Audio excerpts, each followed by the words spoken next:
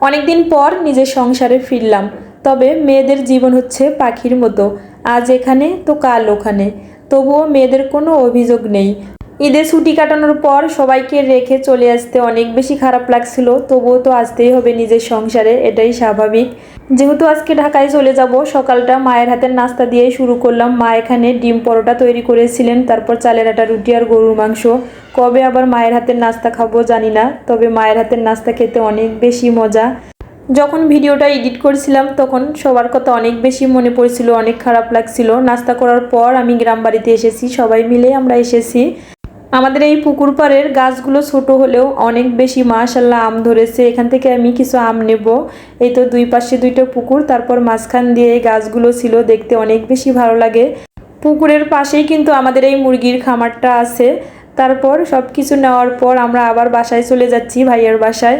গ্রামের এই দৃশ্যগুলো সত্যিই দেখতে অসাধারণ।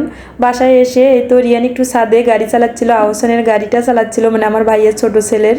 বাচ্চাদের নানি দাদিরা আসলে বাচ্চাদেরকে অনেক বেশি ভালোবাসে। রিহান কিছুতেই দুধ খেতে চাচ্ছিল না, তবুও রিহানের নানিমণি জোর করে রিহানকে দুধ খাওয়াচ্ছিল। সবাইকে ছেড়ে চলে আসতে অনেক বেশি খারাপ লাগছিল, পরে কোনো আর ভিডিও ক্লিপসে নেওয়া হয়নি। এখন আমরা সিরাজগঞ্জ ফুড ভিলেজে, এখন রাত প্রায় 3টা বাজে। একটু হালকা নাস্তা করে নিচ্ছিলাম, রুটি আর হচ্ছে সবজি, কোনো মাংসই খেতে ইচ্ছে করেছিল না। আমাদের ঢাকায় পৌঁছাতে, মানে আমার বাসায় পৌঁছাতে প্রায় 13.5 ঘন্টা সময় লেগেছে। অনেক বেশি কষ্ট হয়েছে, আসলে জার্নি করার সময় অনেক বেশি কষ্ট হয়। তবে অন্যান্য সময় আমাদের 5 থেকে 6 ঘন্টা সময়ের মধ্যে আমরা পৌঁছে যাই। যেহেতু ঈদের সময় ছিল, এই জন্য অনেকটাই সময় লেগেছে। আমরা যেদিন ঢাকায় থেকে গাইবান্ধায় যাচ্ছিলাম সেদিন আমাদের সময় লেগেছিল 16 ঘন্টা। যাই হোক, যত কষ্টই হোক না কেন সবার সঙ্গে ঈদ করতে পেরেছি, এটাই আলহামদুলিল্লাহ। বাসায় এসে প্রথমে আমি আমার গাছগুলো দেখছিলাম। এক ভাবিকে বলে গিয়েছিলাম যে আমার গাছগুলোতে পানি দিতে, ভাবি সুন্দরভাবে গাছগুলোতে পানি দিয়েছে। ভাবি আপনাকে অসংখ্য ধন্যবাদ আমার গাছগুলোকে এত সুন্দরভাবে যত্ন নেওয়ার জন্য। এসে দেখি আমার গাছে মাশাআল্লাহ ফুল ফুটেছে, জবা ফুল আর হচ্ছে বেলি ফুল। একটু পানি দিচ্ছিলাম যেহেতু সকালে বাসায় এসে পৌঁছেছি। তবে এইবার গাছগুলো মাশাআল্লাহ অনেক সুন্দর ছিল। গত ঈদে যখন আমি গাইবান্ধায় গিয়েছিলাম তখন আমার গাছগুলো নষ্ট হয়ে গিয়েছিল, মনটা অনেক বেশি খারাপ হয়েছিল। রিহান যেহেতু অনেকটা পথ জার্নি করে এসেছে, অনেক বেশি খারাপ লাগছিল। এই জন্য প্রথমে বেডরুমটা সুন্দরভাবে গুছিয়ে নেওয়ার পর রিয়ান ঘুমিয়ে আসে, এদিকে আমি পুরো বাসাটা সুন্দরভাবে গুছিয়ে নিচ্ছি। আমারও অনেক বেশি ক্লান্ত লাগছিল, তবুও আমি পুরো বাসাটা সুন্দরভাবে না গুছানো পর্যন্ত আমার একটুও ভালো লাগবে না। এই তো আমার ড্রয়িং রুমটা সুন্দরভাবে গুছিয়ে নিয়েছি। যে কোনো জিনিসে হোক না কেন, যখনকার যে কাজ তখন না করলে আমার একটুও ভালো লাগে না।